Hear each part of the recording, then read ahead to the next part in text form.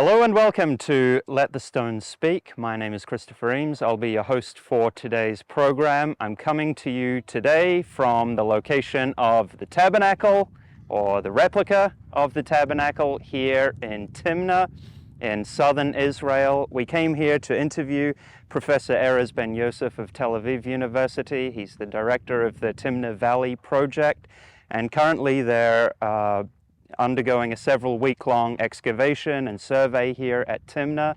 He's someone who we've interviewed in the past about this really important site, particularly from the 10th century time period, this very crucial time period of David and Solomon. The biblical account, of course, talks about this southern Edomite territory as having been subjugated by King David and on into the reign of King Solomon. And there is indication of the immense copper reserves in this area being used to help construct the temple with bronze that was without weight for the immense amount that there was used of that. So this was a key copper production facility here in Timna throughout a huge span of time, a long period of time, particularly with a peak during the 10th century BCE. So we'll be talking to Professor Erez Ben-Yosef here. We hope you enjoy the program. If you like our content, be sure to subscribe and like this video. It helps us out. Professor Erez Ben-Yosef, it's great to see you on the site. King of Timna. Last time we talked with you was in the office at Tel Aviv University. That was actually just before October 7th and those events. Right. But it's great to see you back in the field now. It's great to be here at Timna on location with you. If you could start out for our viewers online just explaining where we are geographically. In modern Israel, in terms of ancient territory, where are we standing right now? We are very close to the city of Eilat. That's the farthest tip of Israel to the south. It's very far. It's about 300 kilometers south of Jerusalem. In nowhere. There's nothing around us. It's a very harsh desert. It's a hyper-arid desert, no water sources around us, no vegetation, no agriculture. It's really a very harsh place to be in. And the reason people came here for thousands of years is the copper. So we are in Timna Valley, about 20-25 kilometers north of Eilat. It's a beautiful park. You can see all around us that geology is amazing. There's a lot of things to do and see. But the main story here is about the copper, the copper ore, and the story of the extraction of copper by people for thousands of years, as I said, but we now know there was a peak of production in the biblical times. And this is what we studied for the last several years, and this is what we do also this season. Okay, could you give just a quick overview, if you can, of the development of ideas about this site, going back to Nelson Glick, or even before then, if there was some other ideas, up till now? The first, we know about this place from a visit of John Peterick. He was the British consul in Khartoum, and he came to Aqaba, and the local guys knew he is a mining engineer, and they thought he would be interested in these ancient copper mines, and they took him here to Wadi Mana'iyah, showed him the piles of slag, the waste of furnaces. Back then, they didn't even know where the mines themselves are located. And since then, many explorers and scholars came through the place and described this amazing scenery, the landscape, and the piles of waste of copper production. The first to give them a date was Nelson Glick, the famous Jewish archaeologist who came to the region in the 1930s, and using the pottery, he said it's all related to the Iron Age, to the early Iron Age, and maybe this is the source of wealth of the kings of Jerusalem, in particular King Solomon and King Solomon mines, maybe. King Solomon's mines. So this was kind of the discussion at the day, and then in 1959 there was the first systematic research project here by Benno Rothenberg, who established the Araba expedition, And they came here year after year to survey and to find new sites. And at the beginning they accepted this Iron Age dating, but in 1969 there was a major discovery. That is maybe the most visited place in Timna. And this is the little temple that we have here. That's right behind us. Right behind us, below these sandstone cliffs. They saw a little structure below the boulders and thought about excavating it. They first saw it in 1964, but then 5 years later they said, yeah, this is the time to excavate it. And they found thousands of artifacts of a place that is for sure a temple, and not just a temple, but an Egyptian temple from the time of the New Kingdom. We have their hieroglyph and cartouches telling us who were the pharaohs that came here from Egypt, or sent expeditions from Egypt to mine the copper, starting from Seti I to Ramesses V. So we're talking about 1300 all the way to about 1140 BCE, about 160 years of activity, at least controlled by the Egyptians. And because of this discovery, Rothenberg said all of these major smelting sites should be dated to the time of the Egyptians. Back then, we're talking about 1969, then he excavated again in 1971. It was very popular to be very critical against the biblical texts.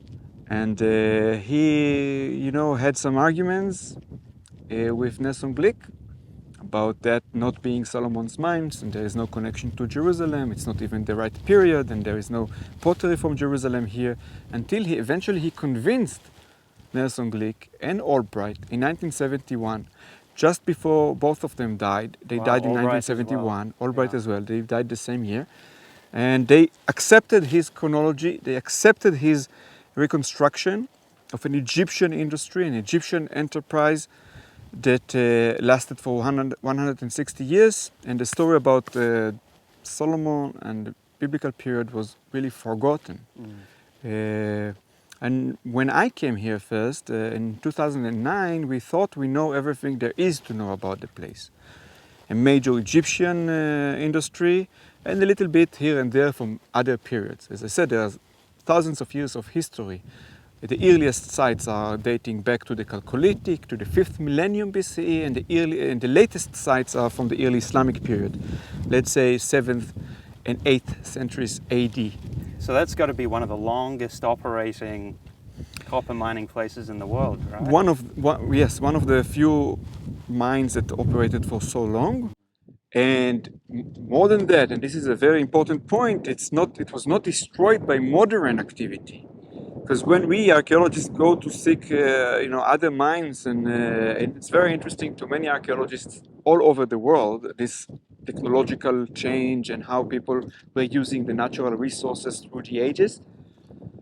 In most places it was destroyed by modern activity because we need copper today. It's still a very, very important material, and for example the mines in Cyprus the ancient mines are mostly ruined by modern activity. Here, at the early days of the State of Israel, there was a modern mine, but luckily it was mostly underground. So mostly in tunnels underground, and the archaeology is saved. And not only that, but it's also in a desert area. So it's accessible. You can go, go out of your car and touch remains that are thousands of years old. Well, you were pointing out to me we're just standing on top of an old petroglyph right here. So it's like thousands of all around us. petroglyphs. Yeah. Hundreds of small sites from different periods telling us the story of copper extraction through the ages, and it's just here. So you came along with the intent to find out that technological development. Yes, having in mind the Rothenberg's picture, he was still alive. I started my first excavation here in 2009, and he gave his blessings. He was just to say one more thing about his project.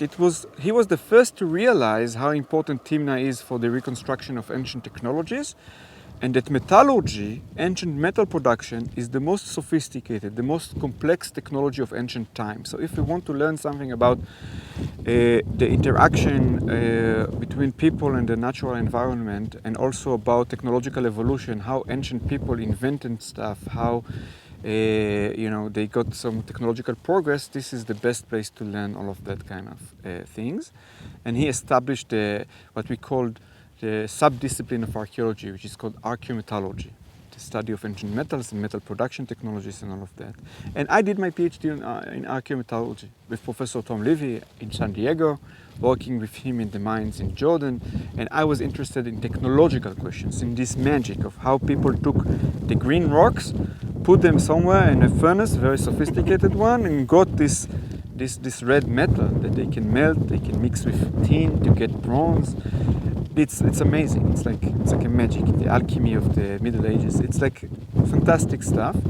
I was focused on the technology of the first millennia BCE, and I wanted to come here. Or let's say it was one of the main reasons to go to a site excavated by Rothenberg as a smelting camp of the Egyptian New Kingdom. And I got all the permissions and everything from Rothenberg, as I said, got the excavation license and started excavating. And all started here. You can see just below us in the wadi over there, you can see the smelting camp surrounded by a wall. This is called Site 30. And you see it was already excavated in 74 and 76. And when we got there, we found a place where it was not excavated before, and we also cleaned the sections that he created many years before us. And we started collecting data, and after we finished, we sent all the samples to be dated by radiocarbon to Oxford. We worked with Oxford, and when the dates came back, it was a big surprise. Nothing came from the Egyptian period. Nothing, not a single date, even from the bottommost, the lowest strata. Wow. Nothing. It started actually exactly after the Egyptians left, in the late 12th century BCE, and continued all the way to the 9th century with a peak in the 10th century BCE. So we were very baffled, and we were not sure what to do, because this was published as a New Kingdom site with pottery, etc. But then I got into the details, and there was some confusion with the pottery. The radiocarbon was correct. It was clear that the main period of occupation, of activity, at least at this site, is not related to the Egyptians whatsoever, and we are back to Nelson Glick. Okay, so Nelson Glick was, after all, correct. And this was the main reason why we started our big project here, because of this chronological confusion, and we wanted to understand what's going on here, who was here, when, what is the story. So we came to Slaves Hill, the site we are standing on. This is Slaves Hill. It's one of the largest smelting sites in the valley that Rothenberg deliberately, he told me personally that he deliberately left it to the future generations. He was very generous, and he was a visionary in that respect. I.e. you. So we are the next generation, yeah. And but we excavate very carefully and very little. We leave plenty for the future, the next future generations to come. But you see, this site is much closer to the temple. So we were sure, okay, this is the story. Here, the Egyptians smelted copper. They were here for the copper. No, as we said, there is no other reason to be in this harsh place. And they came here and they had to smelt the copper somewhere. So we said, okay, this is very close to them. We excavate, we find the Egyptian story. And after the first season, all the dates came from the Iron Age, and even from a narrower window. So we're talking about the very late 11th century and all the way to the second half of the 10th century. We believe this site was abandoned with the Shishak's campaign. Not because he destroyed the sites, but he triggered the technological change, reorganization of the industry, and made it much more centralized. Right.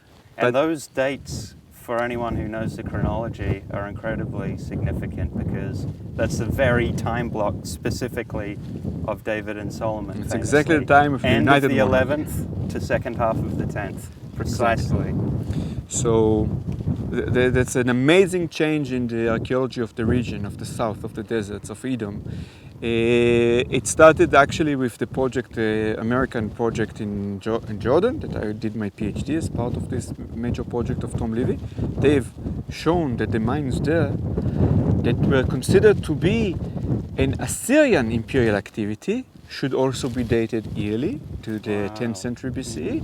And we So did this would be Feinan and some peripheral sites? The big Feinan area. And so these projects together, now we, not only that we know that people were here in the land of Edom at the time of King David, we also know that David had a very good reason to go to this very far place and conquer the Edomites and subjugate them to Jerusalem. There is no better reason at that time than this copper production activity.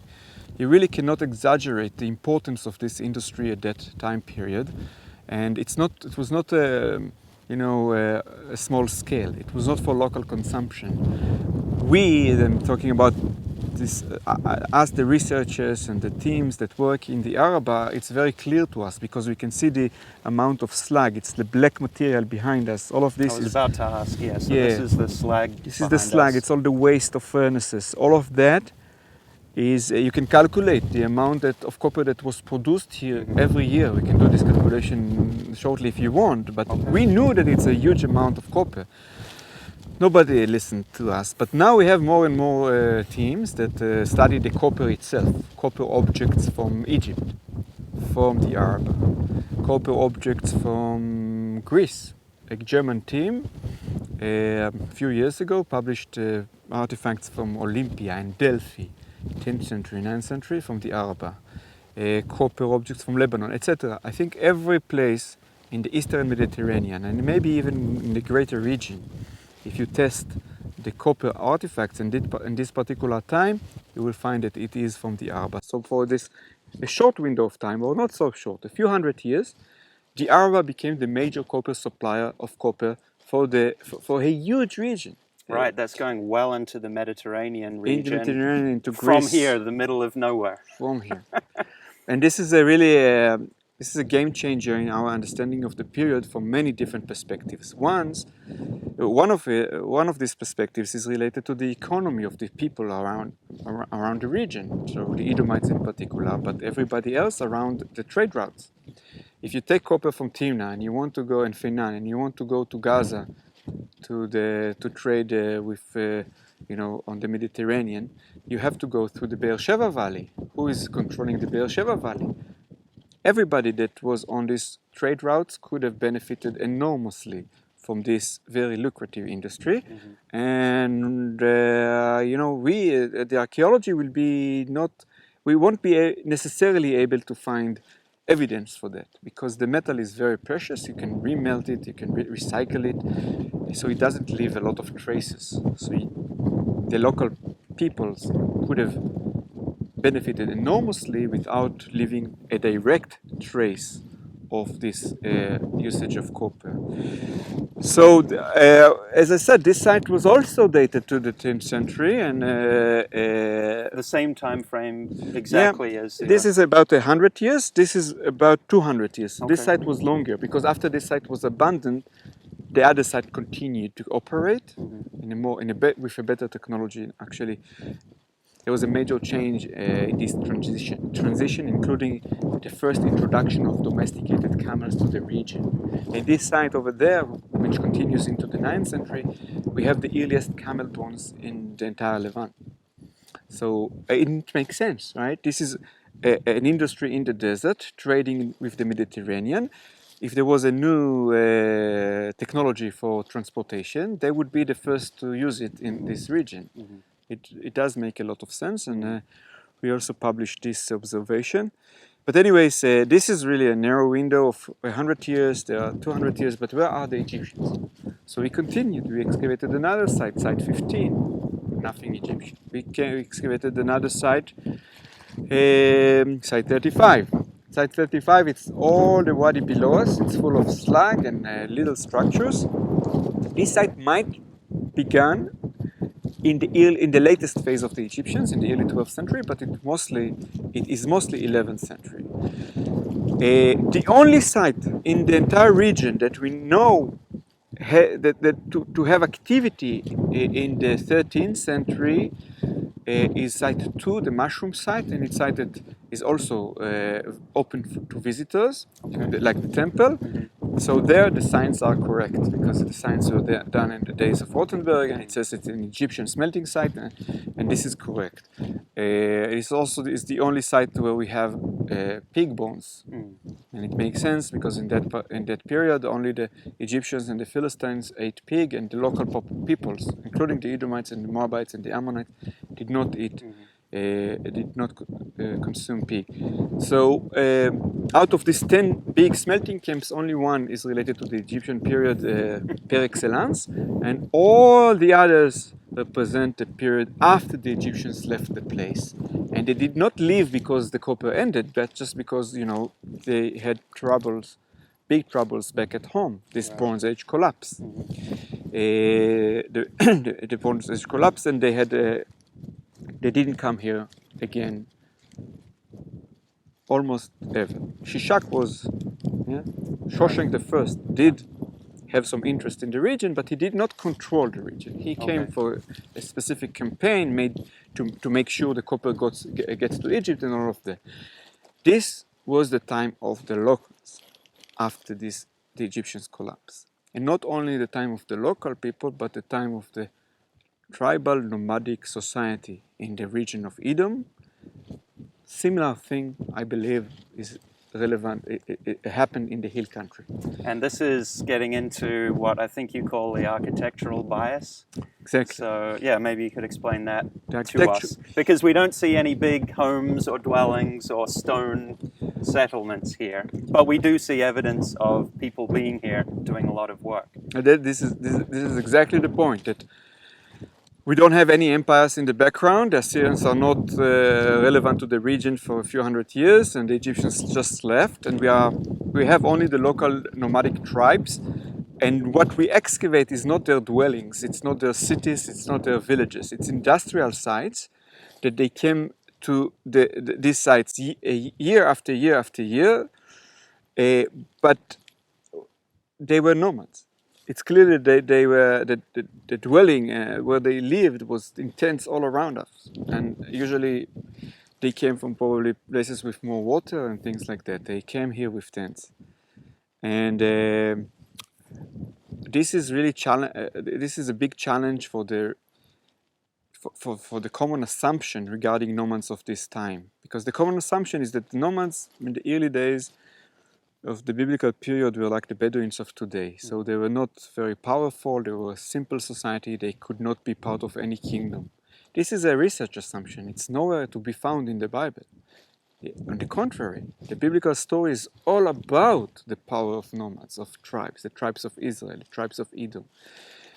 But the assumption was that until everybody settled down, we cannot talk about anything serious, not a kingdom, not even something that is important for the history of the region. And this is because of many things. I wrote several papers about trying to understand the origin of this assumption. But one main reason is, of course, the ethnography of the modern Bedouins. The modern Bedouins became the face of everything, and they indeed are simple society. All the stories about these tribes during the Ottoman Empire, it's all about them going against the centralized government of the Ottoman Empire, a dangerous place, if no law, you had to pay bakshish to go from Jerusalem to the Dead Sea, it was very dangerous. The tribes themselves always fought with each other. It was not something that you can consider to be a basis for any powerful kingdom or anything like that. And this ethnography, forced an interpretation of the nomad of the Bible period, of the biblical period. Really, it was the main reason why we always thought about the nomads of the biblical period as something that cannot be the basis of any kingdom. But it's not what the texts tell us. And when we read about the early kings of Edom, for example, they fit much better a nomadic kingdom than a settled one. But let's go back to the evidence here. As we just said, all of this amazing industry was, it was agreed, it was agreed by everyone that it belongs to an empire. Here, the Egyptians, Fainan, the Assyrians. So now we don't have any empire. I'm not saying that the Edomites were the Edomite Empire, but for sure the biblical author could see this coalition of tribes as some sort of a kingdom. There is no other explanation. It cannot be. We cannot treat these people as some Edomite tribes doing some opportunistic copper production here and there. It was well organized, a very large scale. You needed stability for this trade to flourish. You really needed something stable, which is kind of an overarching organization that we can call the Edomite kingdom. And this Edomite kingdom was nomadic. So up until recently, nobody thought about the possibility of a nomadic kingdom, and now we have a direct evidence here for a nomadic kingdom. And what's important here is that without these Edomites working in the copper mines, we wouldn't know about them, because nomads are almost invisible. And if we were to find some tent remains, we would say, okay, a few Bedouins were here. So we either would say there was a big gap, or we would say some Bedouins were here. But we would never be able to think about this kind of organization if the economy was not based on copper. Maybe the Arabian trade, which we know started already in this period, could have been a reason for the consolidation of tribes into some sort of an early kingdom. There could be many other reasons for the rise of these ancient kingdoms that is not the copper, and you won't see any pronounced archaeology to go with that. And I believe it's very, very relevant to the study of ancient Israel, because there is almost a consensus that the ancient Israelites came from a nomadic background. Both the Jerusalem scholars and the Tel Aviv scholars and many others would agree that the origin of these peoples is nomadic. So the main missing thing here is about the ability of nomads to create a kingdom or a polymorphous society, which is a mix of nomads and sedentary people, and you don't have to have all the population settle down and adopt urban attributes and urban way of life before we can talk about a kingdom. So you get whispers of that in the biblical account as well, of like you said, a polymorphous type thing for the kingdom of Israel with structures in some places, but you do have illusions as well, like when Brent said in his last program, Jeroboam becomes king and says, "To your tents, O Israel." Absolutely, that's a beautiful example. "To your tents, O Israel" is a very famous phrase that all scholars believed. It's figurative, because nobody lived in tents. It's impossible that people were still living in tents in this magnificent period of the United Monarchy. But this is a Western projection onto the period. If you read the text literally, they go back to their tents. Right. And his saying that seems to make it sound like that is the rule rather than the exception. If they were mostly in structures, he would have said to your structures. Seems like they're mostly still at that point transitioning from tents.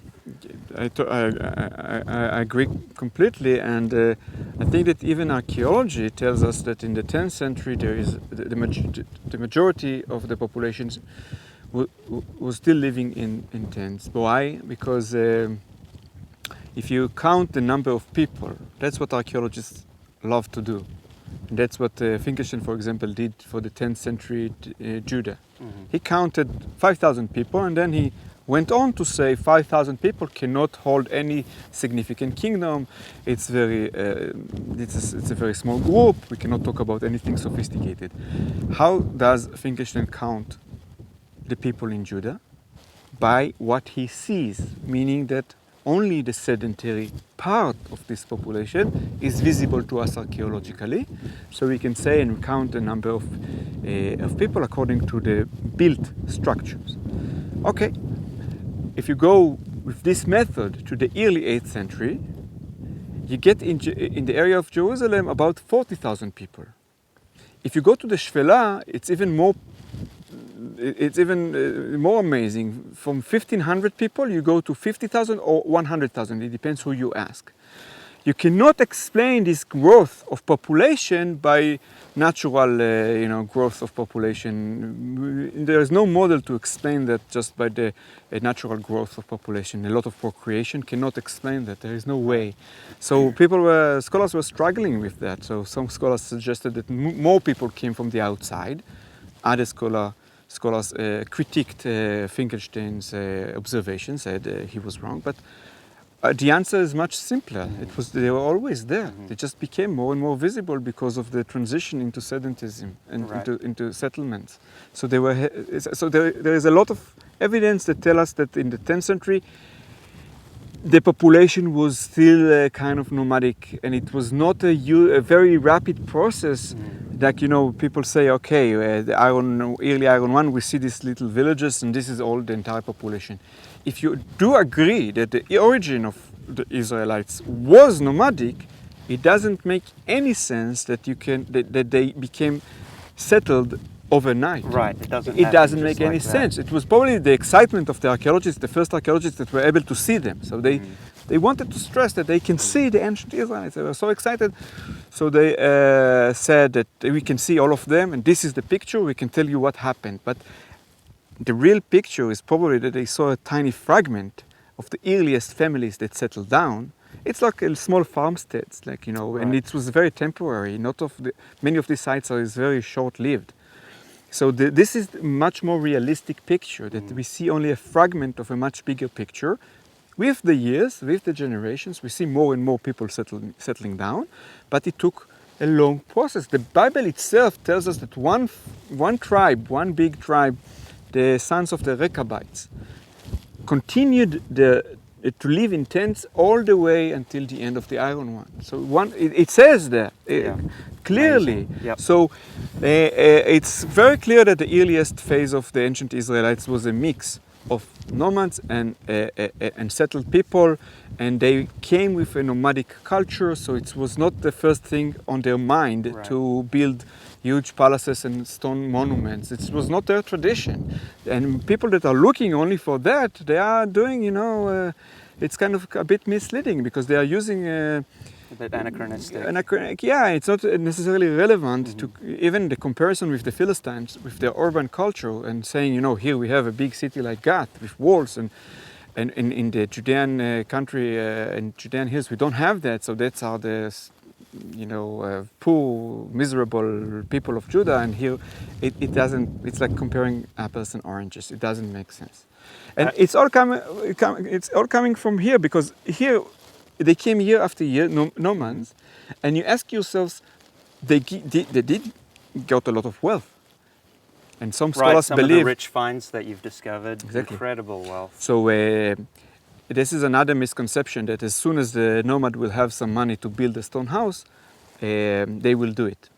It's just something that it's a projection of the Western way of thinking, that nomadism is something that you do only because you don't have the resource to build a house. And you live your miserable, poor life only because you just don't have enough money. Right. But it's not like that. A nomad has a tradition of being nomad. Even if they will get really wealthy, that will not be the first thing they will do. So how they manifested their power, how the local king, how the local ruler said that he is important, the Bible tells us as well. What, for example, huge amount of cattle and sheep and wealthy livestock and all of that, it's a status. It's a symbol of status. Even the king of Moab, the sheep master, he's called. Exactly. So you see, it's the all king there. of Moab. It's a king himself. Yeah. More than that, and this is one of the most amazing discoveries of ours in recent years. What does the Bible say about the kings of Midian in the book of Judges? Gideon fought against the Midianites and he defeated them. And what does it take from the kings? Gold. Okay, we didn't find many gold here yet. You don't expect to. Maybe Gold in the gets tombs. plundered or Yeah, used. exactly. Of Yeah. course, it is always reused, but maybe in the graves. But the spoil that he takes from the kings of Midian, by the way, kings, it fits much better for a tribal nomadic Right. society than a settled society with a capital, is the garments, the purple garments. And here, a few years ago, we excavated some purple garments. We didn't know it's the real purple, but then Dr. Namas Sukenik ran the experiments and were able to show that this is the true purple made of sea snails, you know, the most expensive color in antiquity. Here, more than 300 kilometers away from the place it was produced, physical evidence of 3 pieces of a garment for somebody very, very important. And this is not far from the area of Midian. Okay, so when we think about these kings, the Midianites as well, they, at that period, they were not settled yet. And these important kings were showing their status with many other things, but not with stone buildings and monuments. Right. And it's very, I think about, you know, it's so important because in biblical scholarship, you know, a German biblical scholar in the 18th century who read about the kings of Midian would say, okay, where is the evidence? Let's see where is the capital city, where is the wall, where is the... And they didn't find anything. So they said this has to be anachronistic. This story is not true because archaeology shows us that there is no big cities, but actually there is nothing from that period in the entire region of Midian. And it's the same from Edom. There is no capital city, there is not even a village until the late 8th century. So the stories about Midian, the stories about David's conquest in the south, this is all anachronistic. It was all written many hundreds of years later because only from the late 8th century we see a city, Botzra, with a wall. There is something very fundamental that we have to think about regarding our reconstruction of history out of the archaeology. And this is so fundamental because of this nomadic component of the story. Until now we thought we know this component very well, which is kind of not important. Nothing is significant can happen as long as they are nomads. But now we have to rethink all of that. And the conclusion might be that archaeology cannot be as decisive as some scholars present it to be, and that we might not have the answer as easy as we thought we can have it, the answer we can have. I like the way you put it. I think it was in your 2019 article that archaeology by itself will always trend toward minimalism because you can only describe what you see, and you don't see these nomadic settlements. Absolutely. If you are, especially if you consider yourself a very scientific, science-based archaeology, that you have to have direct positive evidence for everything you say. You can do some extrapolations, and it's okay. It sometimes makes much more sense to do extrapolations and to build a picture out of what we don't have as well. For example, now we do know that nomads in the south, the Edomites, created a kingdom, and there is very good reason to believe that the kingdom to the north, their neighboring kingdom, their brotherly kingdom, Jacob and Esau were twins. So there is all reasons to believe that a similar process happened in the hill country. They did not mine huge shafts. We have 10,000 shafts here. It's very pronounced. I can tell you, you know, it's very impressive. We have 1,000 tons of slag here. So the ancient Israelites did not engage in something so pronounced archaeologically, so we cannot study them in the same resolution as we can study the Edomites. But it's just a matter of luck because they engaged in copper production, which is one, maybe the only industry in ancient times that is so visible to us. All this industrial waste, all of these mines, it's something very impressive. And you know, that was also the reason why people thought it's only empires that can be behind that.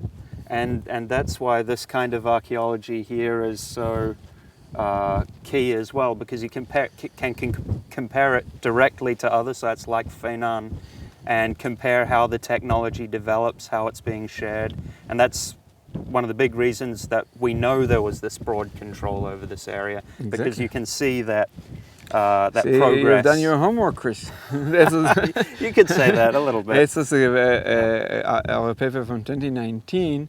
And again, I started by saying that my expertise is actually the ancient technology of copper production or metal production in general. And we study in very fine details the technological evolution and changes through time. And what we see, as you said, is that the exact same transitions, the exact same changes happened at the same time here and in Feinan.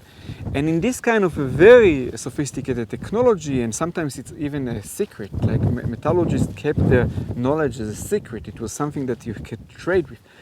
And seeing these transitions, changes happening at the same time in both areas necessitates an overarching entity that coordinated all of this knowledge transfer and also the trade and all of that. And this is another aspect that tells us that we can talk about a kingdom here in this region, the ancient Edomites.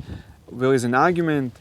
Not everybody accepts the Edomite identification, but we think, I'm talking also about the excavators of Feinan, Tom Levy, Muhammad Najjar, that there is a very good reason to associate these people with the Edomites. Actually, saying otherwise very complicates the picture very much, and it's like trying to be over objective, and it creates many problems. We can talk about why these are the Edomites, but I think it's more and more accepted by many colleagues that these are indeed the early Edomites that later on settled in the Edomite plateau. And another confusing thing that people think about Edom as southern Jordan, Petra, the Red Mountains and all of that. But this is again something that is a modern situation. And if you go back to the Bible, it's clear that the Araba and the southern Negev of Israel were part of the kingdom of Edom. When Solomon, David conquered the Edomites, and Solomon, his son, built the port in the city of Elat and Etzion Gaber in the land of Edom. It says that explicitly. So I think many tourists, if you would ask them where is Edom, they will say in Jordan. But the Bible itself says clearly, explicitly that this is the land of Edom, and if it was subjugated to Jerusalem or not, people ask me, do you have a proof that this was part of the kingdom of Jerusalem? I say, I don't have any direct proof. I don't think I would ever find such proof, because what is this subjugation? It's enough that they had a contract that they paid tribute to Jerusalem, 500 ingots of metal every year. And for the biblical author, it's enough. It's more than enough to depict this situation of subjugation. So you have to remember that archaeology cannot be used to prove everything. It can only go so far. So there is a lot going on. It seems like, to that end, do you have some kind of trending toward northern areas in terms of with some of the Argamon remains that for example, have, the Argamon is one example. The food, the fish products that you found from the Mediterranean. Everything. We see a very rich trade. By the way, also with the south, we have these Midianite vessels. Sometimes the Korea painted ware. Rothenberg already found them here and knew that they came all the way from the south. Sometimes there is a confusion. These are not Midianite mines. These are most of the pottery. 90% or more is local. That's the Edomites. There was a Midianite component here, and we published recently, a few months ago, a paper with Asaf and Sabina Kleiman. Probably you know the guys. A fantastic paper that tells us what was the role of these Midianites in this copper industry, and we think they were the ones to carry the knowledge in the early days, the metallurgical knowledge. They came with the knowledge first under this activity with the Egyptians, and then this toolkit, these unique vessels were part of the cultic activity about the rituals that were associated with the copper smelting. For us, it's technology. I can explain to you the chemistry, the geology, and all of that. For ancient people, there had to be a divine force that helped them, and they had to do some rituals in order for the smelting process to be successful. So we think that this ceramic is part of these rituals and cultic activity. So definitely trade with the south, but looking north, you said from the coast we have the argaman, the purple garments, we have fish. Which is crazy because the Gulf of Aqaba is right next door. Absolutely, but they're bringing fish from. Omri Lernau Dr. Omri Lernau looked at the fish, and by the way, he looked at the fish from different periods here. So, for example, the Islamic period, as you said, they got all their fish. Makes sense. Yeah, but in this particular period, the Edomites probably didn't engage in fishing too much. Maybe it was already belonged to different entity. I don't know, but we have this. The entire assemblage is Mediterranean Sea and freshwater rivers up in the north. And why? And I can go on and on. We have almonds. Almonds are not local, and they came from the hill country. You have almonds there. We have one of the very interesting discoveries was around the gatehouse to this site. We excavated something that we understood very early that it's dung, animal dung, donkey dung. Okay. So it was almost fresh. It was smelly a little bit. So we were sure some Bedouins were here 50 years ago, but it's organic. We dated it, and it's 3,000 years old. It's King Solomon's stables. If you want, they are here. We have stables of donkeys. Like there's organic actual matter. Dung of donkeys that were here, and also goat and sheep. They were kept next to the gate. They were not allowed to wander all around the furnaces to disturb the workers. They were parked in the entrance to the site. But what was more interesting is what we found inside of this dung. Inside of this dung, thousands of grape pips. Thousands. And it took us some time to understand what do we see, because it's too much to give these donkeys grapes. And it's not so, and even raisins. You give it to the people. So, after a while, I have good friends that live in the Shvela, in Moshav Agur, not far from Tel Azeka, probably everybody knows Tel Azeka, very close to Tel Azeka, and they rented the place for the owner of a winery. And they told me, the owner of the winery gives all the leftovers of the wine production to his livestock. And I said, well, it's a reasonable explanation. And we looked into historical documents, and it was very, very popular practice to use this grape pomace, the leftovers of wineries, to feed livestock. Kulamela, a Roman historian, even tells us about two different processes. If you leave it a little bit wet, the animals work even better, and they are happy, and all of that. Of course, a little bit of alcohol. So you can see that this was a major activity of bringing from the hill country all the way here grape pomace to feed the donkeys that worked very hard by bringing water and supplies all the time from the nearby water spring, which is 15 kilometers away. It's a day walk. There was a lot of logistics, and a lot of finds point towards the north. Some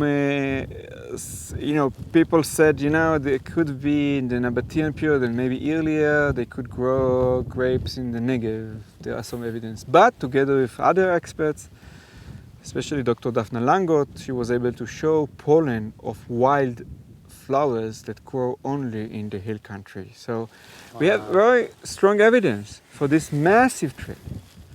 And I can go on and on. Right. There is a lot of different finds, and the uniqueness of this place is the organic material. You can continue your excavations in Jerusalem another 200 years in the Ophel, and you won't find the garments of anyone. That's just like this. Right. And in this preservation the preservation here is incredible. and it's unique even in the desert. We have no such a place even in Feinan. It's a bit to the north, and there is a little bit more rain, every year, and there is nothing. You don't find any garments, anything like that. There are in Masada, in the Judean desert caves, there are some similarities, but from a later period, much later period, of course. And here, there is not only the cloth, there is also the pieces of leather, of water sacks, and we have a belt, a fantastic belt of somebody from these days of King Solomon who lived here. Again, probably most of the people were the local Edomite. If there was somebody in a big tent coming from Jerusalem to supervise the work, I don't know. I don't think I will ever know. But the background for the biblical stories about the conquest of Edom, now we have the best background you could We wish get a good for. illustration. Yes. Great background for it. A great background, and it's quite amazing. It's very exciting, and we can take this observation, and especially the methodological observations, to continue the study of what's going on in the hill country. And it's a great story as well of the progress from the time of Nelson Glick and the progress of research up to now, how Exactly. the opinions You change. could see how fragile the archaeological interpretations are. Right, for sure. Nelson Glick, King Solomon's Mines. Then Rothenberg, it's only a big empire. Then Ben-Yosef, back to Solomon. This is important because before our project here, everybody accepted the imperial association. So now, if some scholars try to say it's not so significant, it's a few Bedouins doing some copper here and there, it doesn't work. It doesn't work. What was, I'm not saying we talk about the Edomite Empire, but for sure, the Edomite kingdom was here yearly. So that's the big picture, and now maybe I can say it to the guys at home that we opened a few months ago a new exhibition of the textiles themselves in the entrance to Timna. That's the place. This is where they were discovered, and you can just visit and see even one of the fragments of the Argaman at the entrance to the park. And every time I see this, it amazes me. And I should also say that we have some textiles from here at our exhibit in Edmond, Oklahoma. So anyone who's in America, or you don't have to be in America, you can go visit. You can visit that. I think you also have some pieces of slag and other things Exactly. from the region Yep. to show what slag is, and it looks like a stone and it seems boring, but for us it's a treasure of information. We do the chemistry and mineralogy, and we know the temperatures and the mixture of stuff they enter to the furnace, and it's a big story in itself. I think this will be One for we don't your have next, time to- your next Well, visit. as we wrap up, maybe you can just say how this past season has gone, or if Of course, if you can. No, that's. There are two aspects for our work here this year. One of them is the continuation of excavations. You can see maybe squares down here. So this is the only square we opened this year. We have a small team because of the war. But what we do is enough for our research purposes. What we've done in recent years, we created a chemical map of this entire site, and we were able to see where are the highest concentrations of several elements, and most importantly here is lead and copper. There were two reasons for it. One is to study the ancient pollution. There were scholars working in Jordan mostly that said that this pollution was really bad, and that people even today living in these regions suffer from this pollution. And I'm working here for more than 20 years, so I was really worried about myself and my team working in the mines and the slag and all of that. So I wanted to do a systematic research with my own team, with my own instruments, and with my own chemical analysis. And we studied, there are 400 samples from here. We have fantastic results that show clearly that the only dangerous place is just next to the furnace. And that most of the people working here did not suffer at all. By the highest standards of the of the American Agency for Environmental Protections. The numbers are, you need to have more than 1,200 parts per millions of lead in order for the place to be unsafe for workers, and if you raise children it's 200 ppm and more. And here we have tens of ppms, and in the furnace area maybe a little bit more than 200. Yeah. So this is one aspect, and we published it a few months ago, and it was big in the media. People can search it, and you can see that King Solomon did not pollute the area, the environment. He was green. He was a green king. He cared for the environment. You have this max output that you found, but yet not affecting the environment. Not the entire population that lived here in tents. The guy working at the furnace, who was probably part of the elite. There's another discussion. There were no slaves on this hill. This was the Despite it being called Slaves Hill. This is another misconception. Yeah. This is where Nestor Glick was wrong. He was correct about the chronology, but his perception was too romantic, and he thought only slaves can work in these harsh conditions. But slaves could work in the mines, and probably did work in the mines.